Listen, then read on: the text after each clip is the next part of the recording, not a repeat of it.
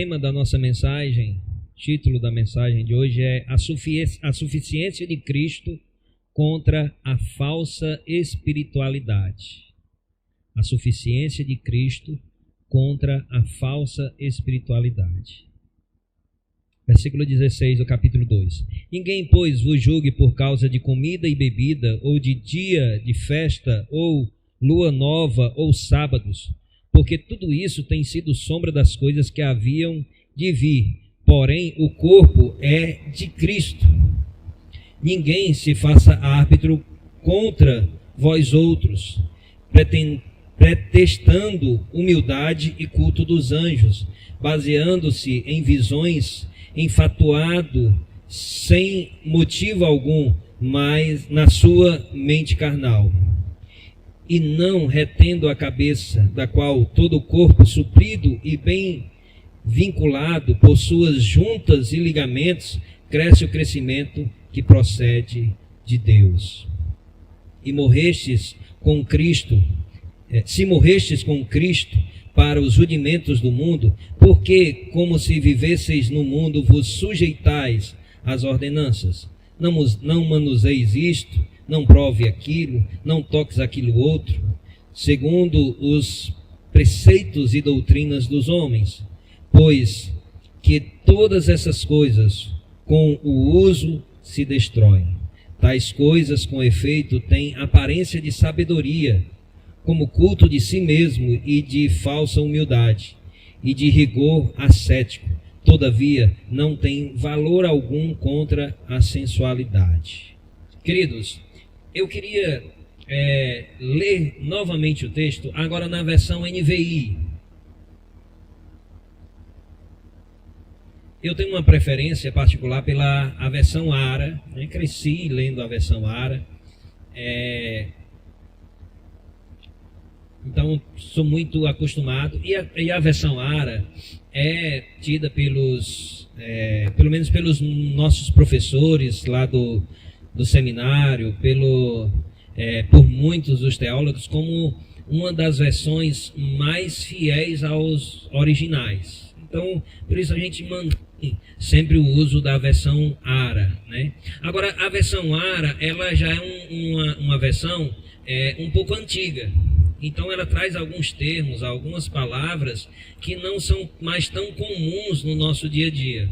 A NVI, ela é uma versão mais atualizada, né? Mais contextualizada com as nossas realidades, e também uma versão considerada muito fiel aos originais, tá certo? Vamos ler novamente esse trecho na versão NVI, que nós vamos compreender um pouco melhor o que ele está dizendo, né? Alguns termos, algumas colocações aqui se tornam mais difíceis da gente compreender na versão ARA. Na versão NVI a gente vai compreender com mais clareza.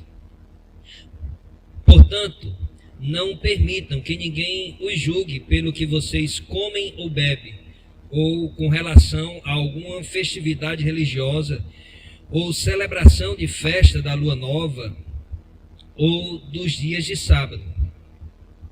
Tudo isso é sombra das coisas que estavam por vir. A realidade, porém, encontra-se em Cristo.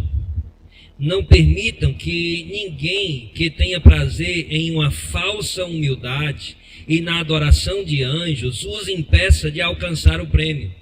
Tal pessoa conta detalhadamente as suas visões e a mente carnal dela a torna orgulhosa. Não está unida à cabeça, por meio do qual todo o corpo, sustentado e unido por seus ligamentos e juntas, se desenvolvem com o crescimento dado por Deus. Já que vocês morreram com Cristo para os princípios elementares deste mundo, porque, como se ainda pertencessem ao mundo, vocês se submetem a regras. Não manuseie isto, não prove, não toque. Todas essas coisas estão destinadas a perecer pelo uso, pois se baseiam em mandamentos e ensinos humanos.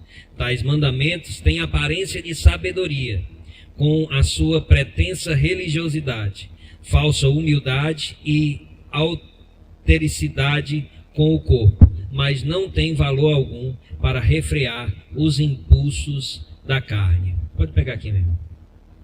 Eu vou deixar aqui, vai que eu preciso aqui, né?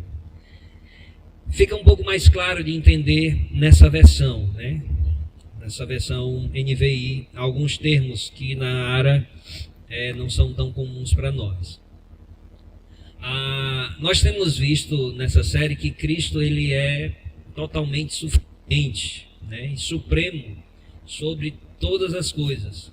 E porque ele é esse ser supremo, suficiente, nós devemos viver a nossa vida centrada nele. A igreja deve viver a sua vida totalmente centrada em Cristo, não em ritos, não em mandamentos de homens, não em tradições. Eu não estou dizendo que tradições sempre são erradas ou pecaminosas. Existem tradições sadias, porque estão fundamentadas na Bíblia. Mas as tradições, elas têm que estar debaixo do conselho da palavra do Senhor, e não acima. Então, nós devemos, a palavra de Deus nos mostra que nós devemos viver a nossa vida centrada. Semana passada nós vimos que nós devemos estar enraizados e crescendo em Cristo, edificados em Cristo, né? É assim que deve ser a nossa vida. O nosso fundamento é Cristo.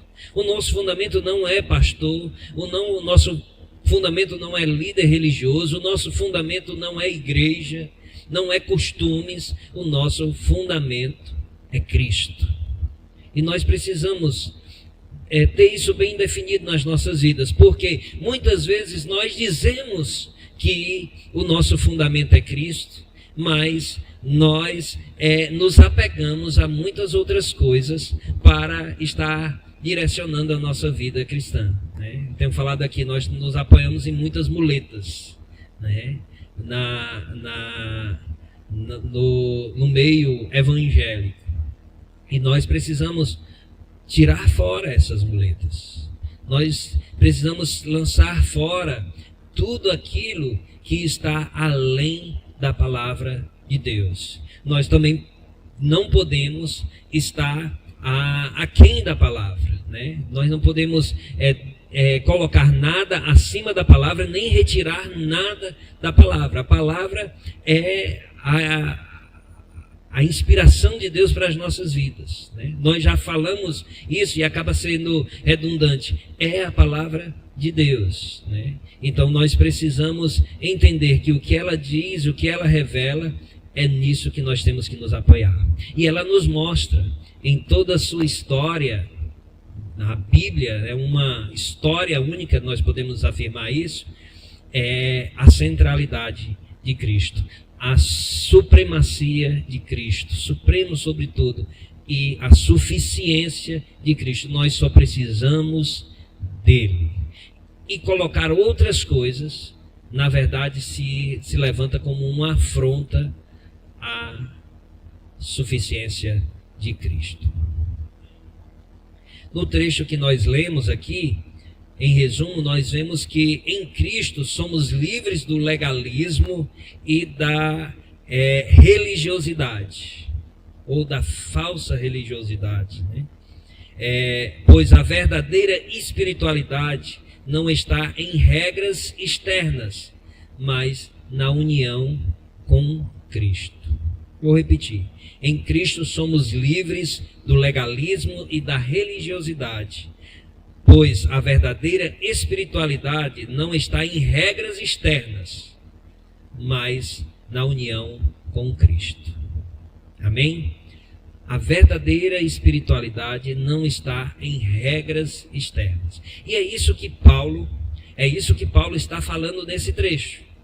Por que Paulo está falando isso? Porque a igreja de Colossos, ela estava sendo ameaçada por religiosidades diversas.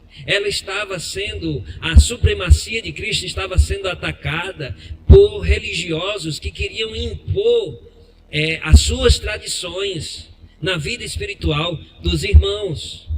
Eles traziam bagagens, né, dos seus conhecimentos que tinham recebido dos seus pais, e coisas até que tiveram a sua importância por um tempo, né? O texto vai dizer, olha, essas coisas eram sombras, mas agora que Cristo se revelou, elas se perdem pelo uso, entram em desuso, porque nós temos a revelação. A lei do Antigo Testamento, né? As revelações dos profetas, elas mostravam através de, digamos assim, de regras, aquilo que deveria conduzir o nosso coração para olhar para a esperança em Cristo Jesus. Mas uma vez que Cristo se revela, ele se esvazia, né? Como diz Filipenses, desce à terra, manifesta. Agora nós não precisamos mais depender de ritos para compor a nossa vida espiritual. Nós só precisamos olhar para Cristo. Nós só precisamos nos fundamentar em Cristo. Na verdade, Paulo estava dizendo isso para aqueles irmãos lá. Porque aquela igreja, embora Paulo não o conhecesse ainda, ela estava sendo ameaçada por isso. Pessoas que estavam dizendo, olha, vocês não podem fazer isso, vocês têm que fazer isso outro, vocês têm que colocar, e colocavam várias regras que os irmãos estavam sem saber, não, o que é que eu posso fazer, onde é que eu posso colocar o pé, onde eu não posso, né? Como é que eu tenho que andar, onde eu posso ir, onde eu não posso ir, o que eu posso comer, o que eu não posso comer. O judaísmo estava querendo imperar ali, né? Eles estavam querendo impor as regras do judaísmo na igreja. Agora é um novo tempo, é uma nova aliança. Cristo se revelou, não precisa mais desses sacrifícios, porque Cristo pagou na cruz todo esse sacrifício. E aí, Paulo, ele entra, né, em defesa da fé genuína e esclarecendo. E isso é importante tanto para aquela igreja, como é importante para as nossas vidas. Porque nos dias atuais, nós corremos os riscos também de ou pensarmos ou deixarmos que pessoas venham estar querendo controlar a nossa vida espiritual, dizendo o que é santo, o que não é. Mas na verdade o que nós precisamos olhar é para o Senhor Jesus Cristo. Ele é o nosso modelo supremo.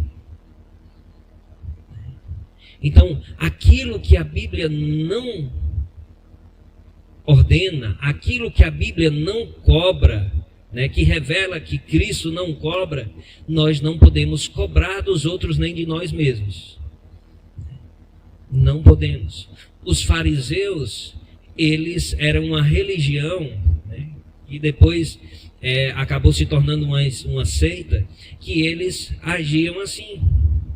Eles faziam a interpretação, a sua própria interpretação da palavra de Deus, e impunham muitas outras regras e leis que não estavam na palavra de Deus, e colocava sobre a vida das pessoas, de uma maneira que, se as pessoas não cumprissem aquelas regras, elas eram vistas como uma pessoa profana, como uma pessoa que não vivia a espiritualidade, que não obedecia a Deus.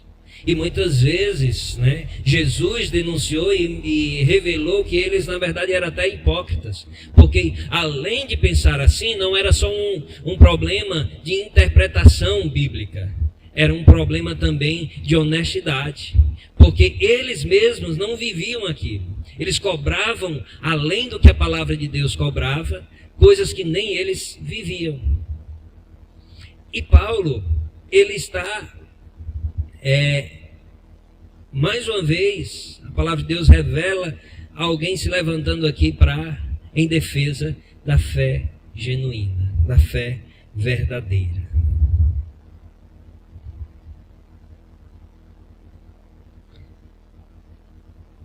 Muitos confundem espiritualidade com regras religiosas. Para alguns, ser mais santo significa estar cercado e sustentado por regras externas, cumprir tais rituais ou adotar práticas rígidas, né?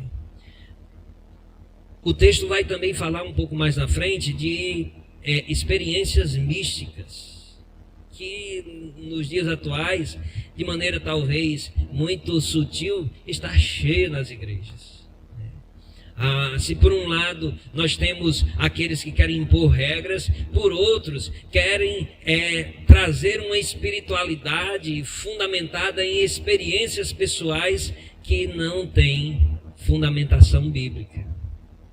Tem muitos que cultivam a busca pela experiência. Não, eu quero uma experiência nova com Deus, né?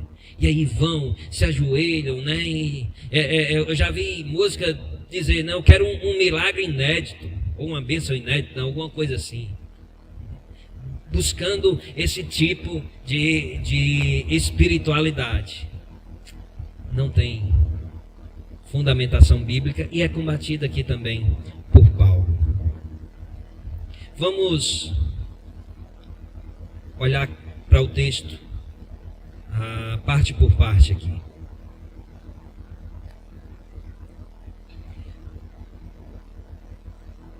No versículo 16 ao versículo 17, Paulo diz para não se submeter ao legalismo religioso.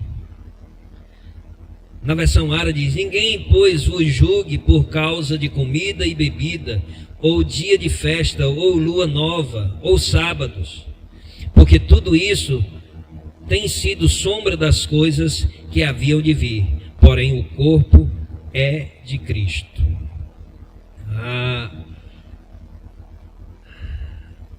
Paulo confronta o legalismo lá dos judaizantes, que impunham, né, regras alimentares, né, observâncias de datas religiosas, né, práticas cerimoniais.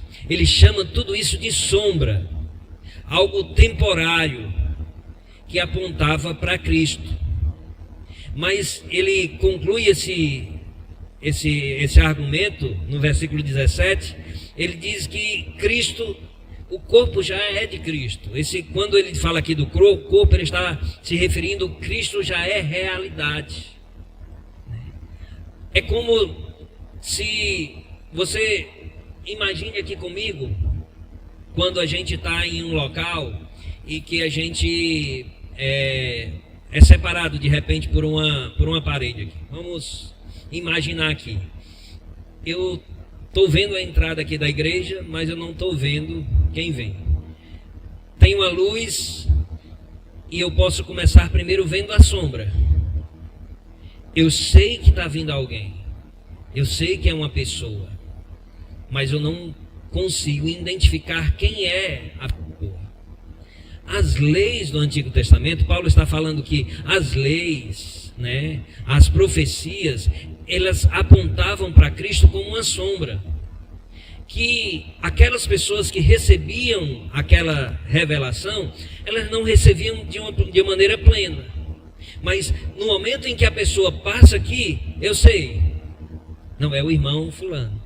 Estou aqui, estou vendo claramente, estou vendo os detalhes, eu estou enxergando ele como ele é. Não é apenas uma sombra. Todas as leis do Antigo Testamento para aquele povo, ele teve a importância, porque eles estavam conduzindo e preparando ao povo, através da revelação progressiva do Senhor, para mostrar Cristo. Desde lá de Gênesis 3,15, que é conhecido como o proto-evangelho, né? Que Deus diz que da virgem viria o Salvador. E aí as revelações, elas vão apontando para Jesus. Só que as pessoas não sabem nem quem é Jesus. Mas quando Jesus vem e é feita uma análise, né, por aqueles que conheciam a palavra, eles agora podem ver: esse é de quem as leis apontavam, esse é de quem os profetas falavam. E ele revela de maneira muito maior e muito mais clara do que as profecias. Muitas das profecias que se tinham no Antigo Testamento, as pessoas não sabiam exatamente como seria o cumprimento. Quando Jesus vem, elas começam a entender.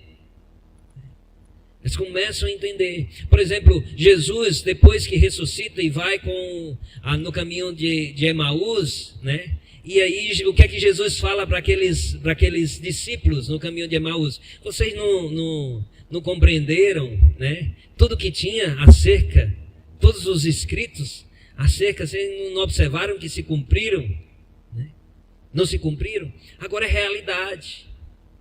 Então, Paulo ele está usando esse argumento para mostrar Cristo já se revelou. Agora, a quem nós precisamos nos submeter? Não são as regras mais.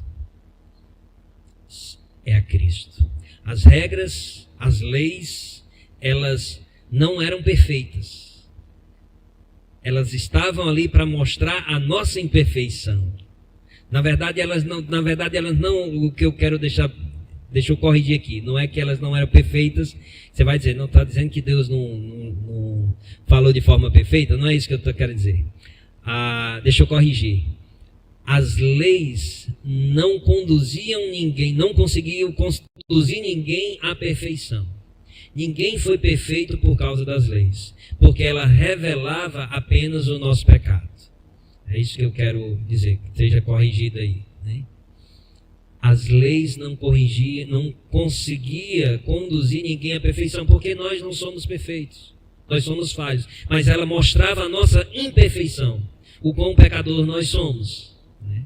E o cumprimento da lei em Cristo é que mostra a plenitude de algo perfeito. Cristo é realidade. As sombras não têm valor em si mesma quando a realidade já chega. Quem é que vai ficar analisando a sombra se você pode ver a pessoa? Se você está de frente, você vai dar atenção mais à sombra ou à pessoa? É a pessoa.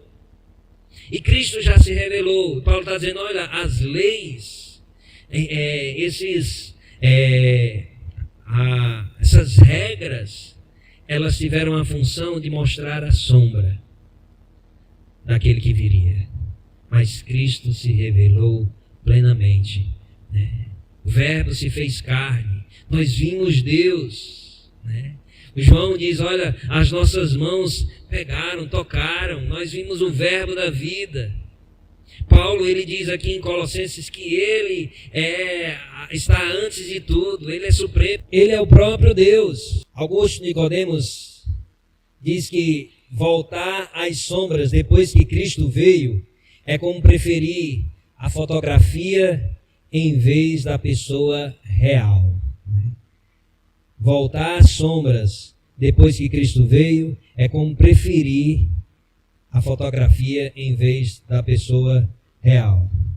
Hoje, o legalismo humano, ele aparece quando regras tentam definir espiritualidade. Se você faz isso, você é espiritual. Se você não faz, você não é espiritual.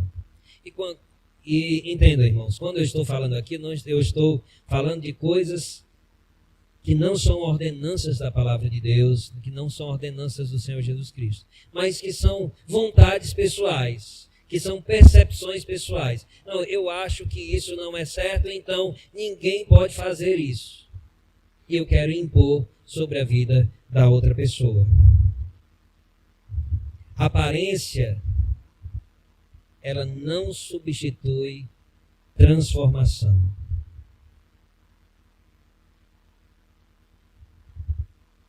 E nós temos que ter cuidado para que tradições não sejam colocadas acima da palavra de Deus. Não baseie sua fé em regras externas, mas em um relacionamento vivo com Cristo. Não baseie sua fé em regras externas, mas um relacionamento vivo com Cristo. Gálatas 5:1, vamos abrir lá. Li aqui no começo do culto. Para a liberdade foi que Cristo nos libertou. Permanecei, pois, firmes e não vos submetais de novo a jugo de escravidão. Amém?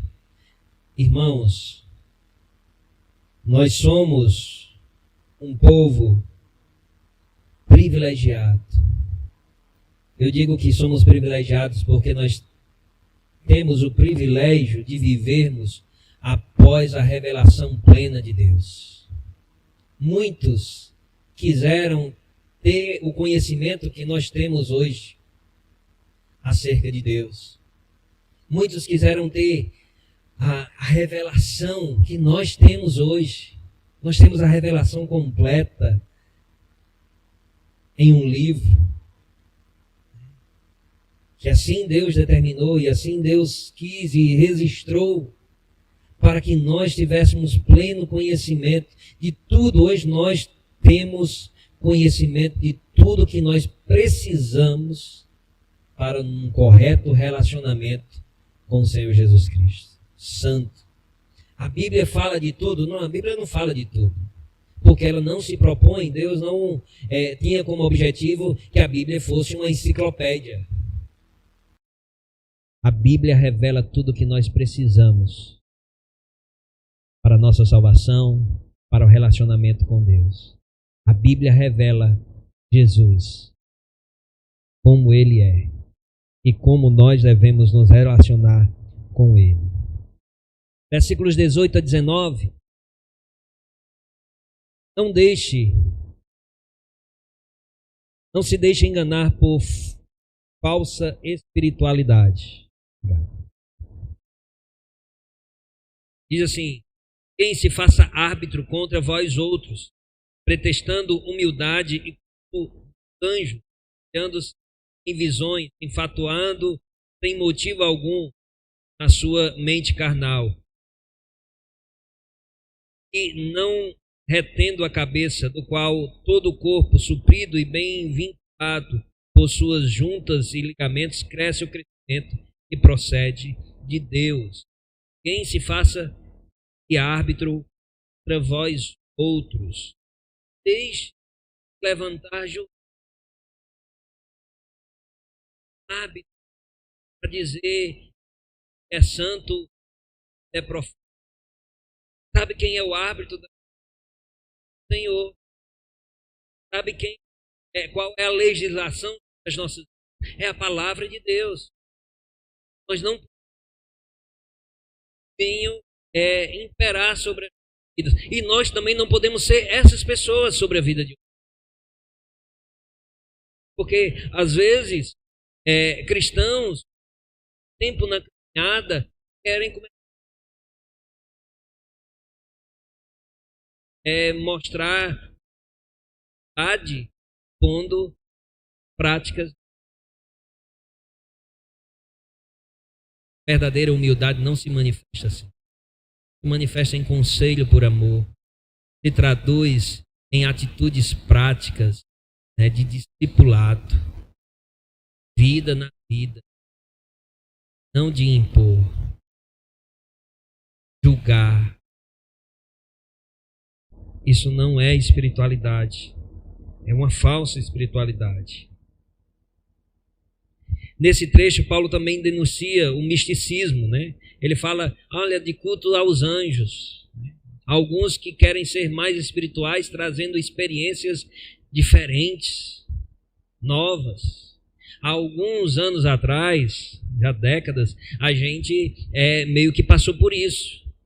Tentou-se introduzir na igreja experiências novas e místicas. Aqui,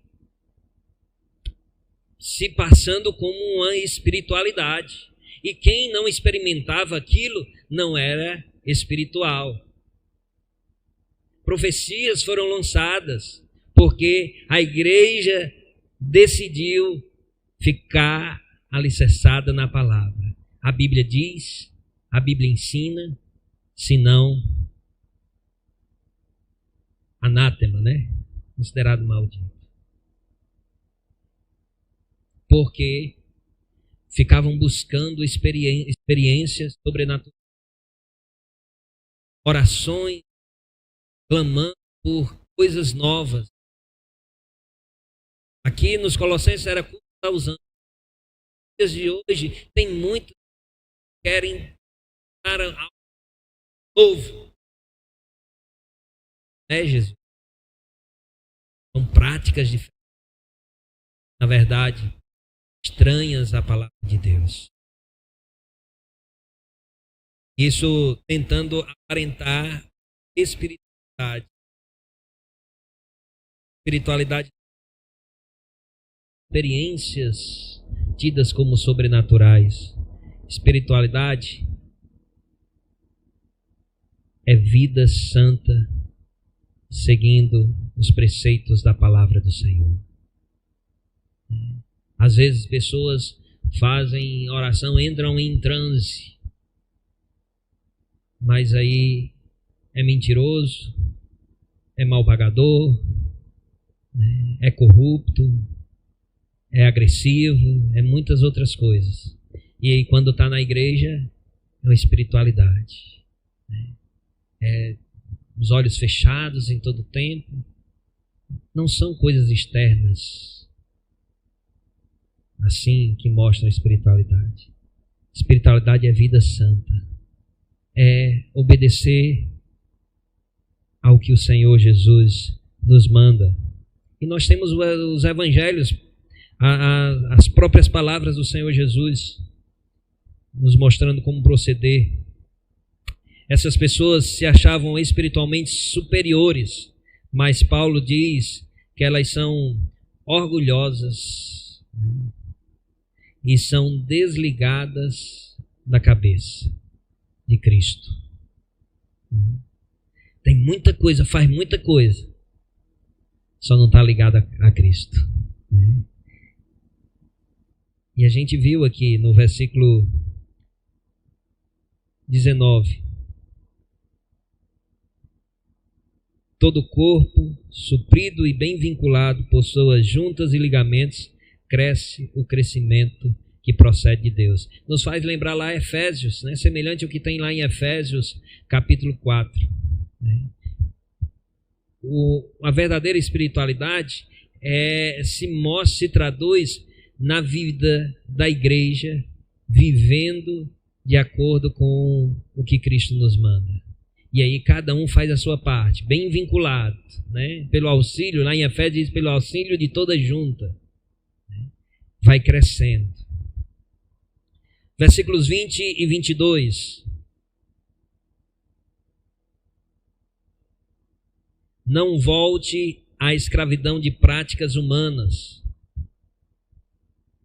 Paulo diz, se vocês morreram com Cristo, por que vocês se sujeitam a ordenanças como não faça isso, não prove aquilo outro?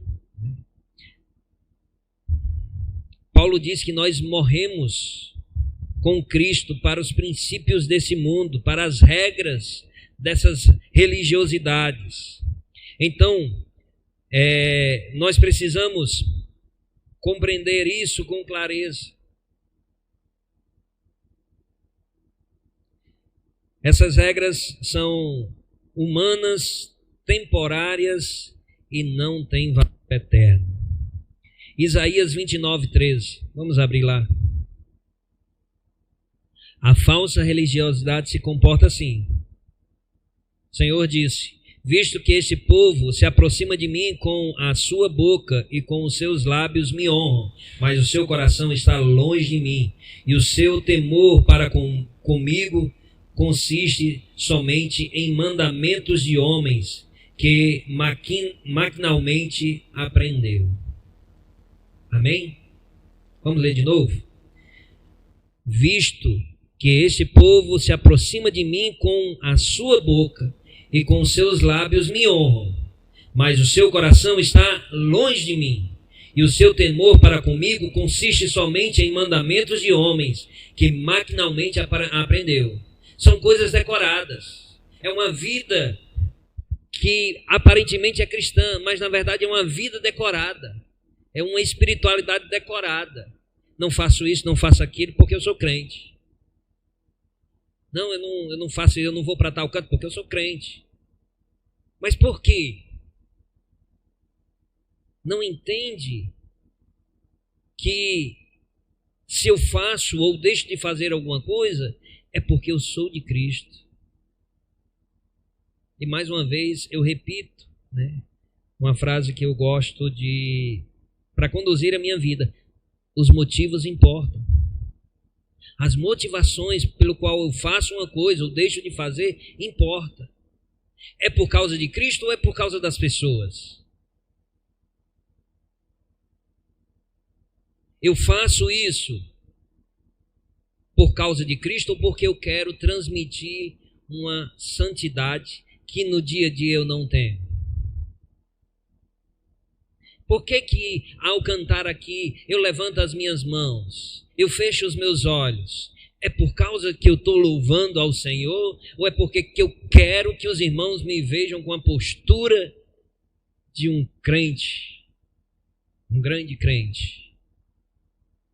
As atitudes até são certas, são corretas, mas se o coração estiver longe, a gente se enquadra no que diz Isaías aqui. No que diz, na verdade, o Senhor, relatado por Isaías. Me louvam com seus lábios, mas o coração está longe. A sua espiritualidade consiste apenas em rituais que aprenderam, têm decorado.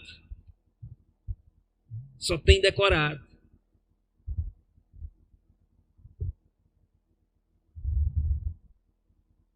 É uma religião baseada apenas em mandamentos humanos.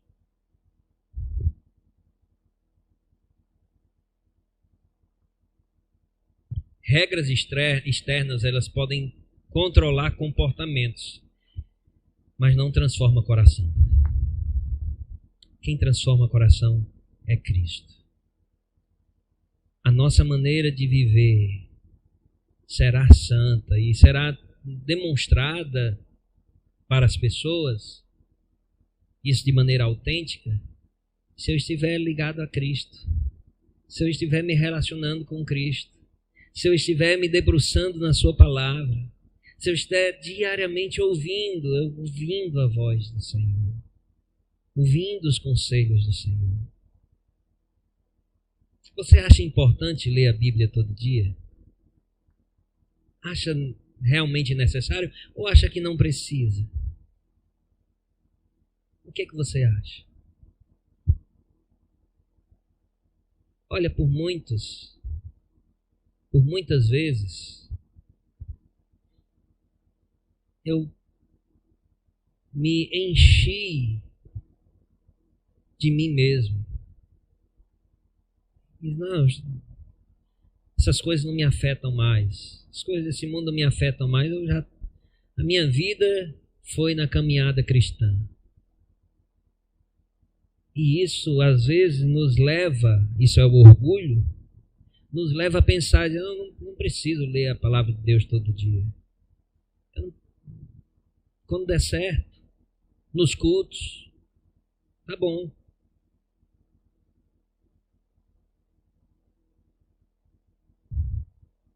E hoje, com 30 e tantos anos já de caminhada, eu volto aos princípios e vejo, eu preciso ler a palavra de Deus todo dia.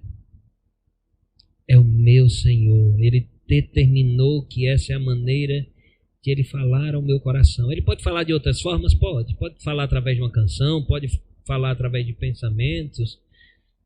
Não estou colocando Deus dentro de uma forma. Ele pode.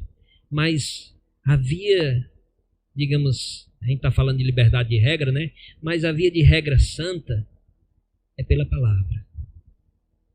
E Deus tem falado diariamente em textos que não são mais novos para mim, que eu já li e reli. Mas Deus tem falado. Mais uma vez eu vou incentivar a igreja, aqueles que convivem com mais de um irmão dentro de casa, né? De mais de um cristão dentro de casa. Procure ler a Bíblia juntos. Nós temos lido em família a palavra de Deus. E Deus tem me falado né? Vou dizer de uma maneira especial,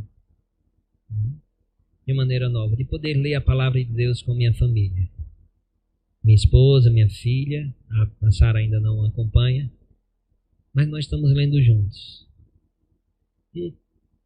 É decisão, é determinação, é renúncia.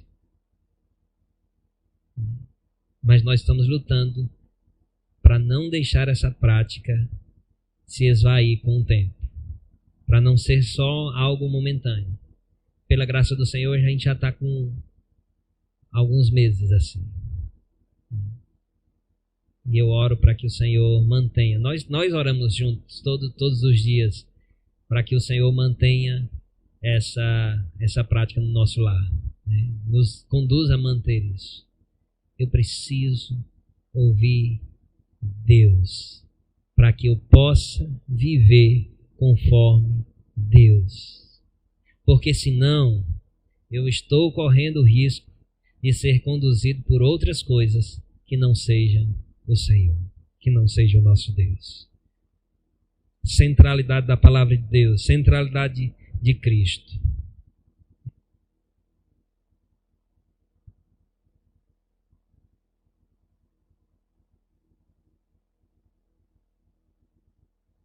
Então, não substitua uma transformação do seu coração, que só é produzido pela palavra de Deus, por coisas externas, por controles externos. Vamos para Romanos 14, 17.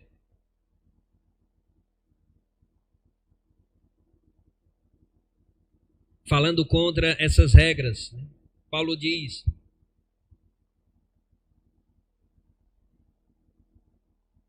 porque o reino de Deus não consiste, porque o reino de Deus não é comida nem bebida, mas justiça e paz e alegria no Espírito. Amém? Porque o reino de Deus não é comida nem bebida, mas justiça e paz, alegria no Espírito. Isso aqui Paulo estava falando num contexto de que os cristãos estavam sendo colocados que, olha, você não pode comer isso, você não pode comer carne tal, você não pode beber tal coisa. E Paulo está dizendo, é o seguinte, a vida cristã não consiste nessas coisas. Não é bebida, não é comida, mas é uma vida plena no Espírito Santo. E nós temos que ter cuidado para que aquilo que a gente faz ou deixa de fazer tenha como um propósito realmente desenvolver uma vida espiritual na nossa vida e também ser bênção na vida de outras pessoas. Eu vou concluir e falar um pouquinho mais nisso na conclusão. Vamos para o último versículo, versículo 23.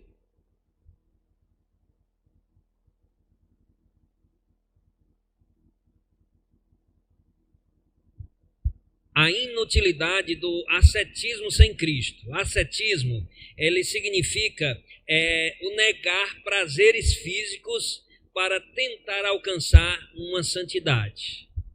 Paulo, ele conclui aqui, ele vai falar de regras exteriores, ele vai falar de pessoas que colocavam espiritualidades em coisas que não existiam, e ele vai também combater aqueles que se negavam a viver qualquer tipo de prática que traz prazer com o intuito de provocar uma santidade. Em que isso se traduz nos dias de hoje? São pessoas que vivem de maneira de celibato, se negam a viver práticas. Por exemplo, nós temos monges, pessoas que se isolam de tudo e acreditam que qualquer forma de prazer é pecado, que você não pode sentir nenhum tipo de prazer, né? Uma das coisas principais que eles se negam e ensinam que para ser santo não pode ter é a prática sexual. Quando a palavra de Deus diz que a prática sexual ela é pecado feita fora do casamento. Quando ela é vivida fora do casamento, ela é pecado, ela é danosa ela traz consequências terríveis na vida das pessoas. Mas dentro do casamento é presente de Deus. É um deleite, é um prazer verdadeiro, é um prazer genuíno e sem pecado. Então, Paulo está dizendo, olha, vida espiritual não significa dar prazeres. Os que negar prazeres pecaminosos. Os prazeres da carne, que muitas vezes a palavra de Deus apresenta, são aquelas coisas que estão relacionadas a pecado. Que nós, na nossa natureza, somos atraídos por ela. Então, essas práticas e esses prazeres, nós devemos lutar contra. Nós devemos rejeitar. Mas tem prazeres genuínos, irmãos. E no meio do corpo de Cristo, Deus nos abençoa, nos proporcionando muitas maneiras de termos alegria plena, né? Paz, prazer. Nós estamos falando aqui, daqui a pouco, de retiro, que tem como objetivo fortalecer a nossa fé, né? Crescermos em comunhão, mas que também proporciona alegria, proporciona prazer, proporciona diversão. E qual o pecado nisso? Feito em santidade? Nenhum, Paulo está dizendo. Não há pecado quando nós estamos agindo de acordo com a orientação da palavra de Deus. Se a palavra não nos proíbe, nós não podemos deixar ser proibido por regras. Nós precisamos ter esse relacionamento com Cristo, estar enraizado em Cristo, edificados em Cristo, porque aí nós vamos saber o que é santo e o que é profano, o que é pecado e o que é deleite na palavra de Deus. Então, essas práticas às vezes passam uma impressão de espiritualidade, né? Por exemplo, você vê aqueles monges, né? Aqui a gente não tem contato com isso, mas a gente vê em filmes, vê em algum canto aí, a gente vê assim, não, a pessoa está ali, ó, se abstém do mundo de tudo para viver com Deus. Mas muitas vezes eles, talvez na verdade, eles não vivam com Deus. Eles vivam com a religiosidade. Eles vivam só com aquelas práticas que maquinalmente aprenderam, né? Como diz Isaías. Parece sábio, parece disciplinado, parece espiritual. Mas Paulo diz, não tem poder contra o pecado. Na versão Ara fala contra a sensualidade, mas na versão NVI, versículo 23, diz, tais mandamentos têm aparência de sabedoria, com a sua pretensa religiosidade, falsa humildade e austeridade com o corpo, mas não tem valor algum para refrear os impulsos da carne. Na história nós temos uma pessoa que procurou viver assim, Martinho Lutero. Ele queria viver um relacionamento com Deus, então ele se afastou de tudo, foi para um mosteiro e queria ter uma vida santa. E aí, sabe o que ele fazia? Por causa dos pecados, dos pensamentos, das suas práticas, mesmo num lugar recluso, ele se chicoteava. Literalmente chicoteava. Pegava um chicote e tacava nas costas para poder remir os pecados, seja de pensamentos ou de ações. Até que ele leu em Romanos que o justo não vive nas regras. O justo viverá por fé. E fé na pessoa certa, no Senhor Jesus Cristo. Na verdade, essas práticas, elas não mostram verdadeira espiritualidade. Verdadeira espiritualidade é estar firmado em Cristo. O problema do pecado, ele não é externo, ele é interno. A santificação não vem da negação do corpo, mas da transformação do coração pelo Espírito. Foi o que disse Wayne Grudem. A santificação não vem da negação do corpo, mas da transformação do coração pelo Espírito.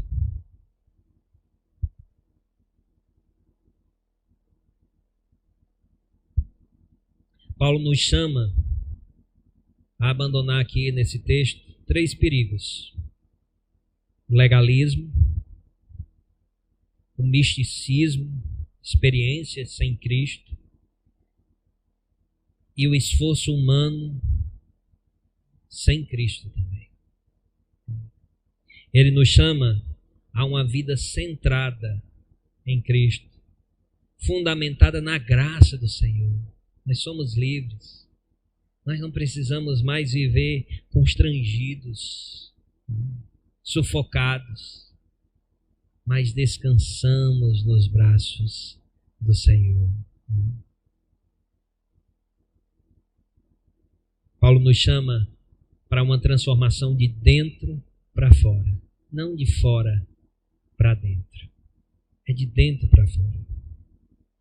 Deus nos chama a examinar se estamos vivendo preso a regras, experiências ou esforços próprios, ou se realmente estamos em Cristo, pois a verdadeira vida cristã é liberdade nele. Por isso devemos abandonar o que é vazio e permanecer firmes em Cristo, vivendo como quem foi verdadeiramente liberto. João 8:3, e a gente encerra com esse versículo. João 8:36. Eu li também no começo do culto. Se, pois, o Filho vos libertar, verdadeiramente sereis livres. Se, pois, o Filho vos libertar, verdadeiramente sereis livres. Nós somos livres em Cristo. E essa liberdade é poder escolher viver seguindo o Senhor Jesus Cristo.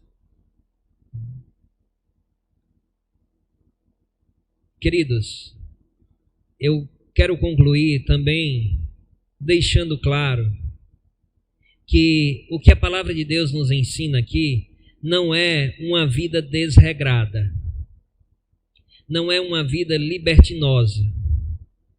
Eu não tenho, a palavra de Deus diz que eu não tenho que obedecer nenhuma regra, que eu sou livre, que as coisas não podem impor sobre as minhas vidas, então eu posso fazer o que eu quiser.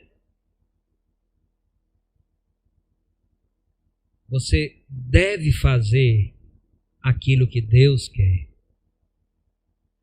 Paulo está falando sobre a prática de impor aquilo que a Bíblia não impõe sobre a vida das pessoas, mas aquilo que a Bíblia requer de nós, aquilo que Cristo requer de nós, nós temos que obedecer. Não significa que nós não temos que renunciar nada. Nós temos que renunciar ao pecado. Nós temos que negar a nós mesmos, tomar a cruz e seguir o Senhor Jesus Cristo. Essa palavra não é para ser entendida como um passe livre para uma vida desregrada. Se você entendeu assim, na verdade você não entendeu nada do que a palavra de Deus está nos dizendo. Nós somos livres em Cristo, e a maneira como nós podemos viver essa liberdade da maneira mais plena possível é nos submetendo a Ele. Isso requer renúncia, mas traz plena alegria. Isso requer negar a nós mesmos, mas traz bênção sobre as nossas vidas. Traz recompensas que não podemos nem imaginar. E na verdade, a verdadeira alegria nós só podemos experimentar se vivermos assim. Quantos já tentaram viver a liberdade sem Cristo e só encontraram prisão, só encontraram decepção, sofrimento, ilusão. Mas em Cristo nós somos verdadeiramente libertos. Se o Filho te libertou, verdadeiramente você é livre.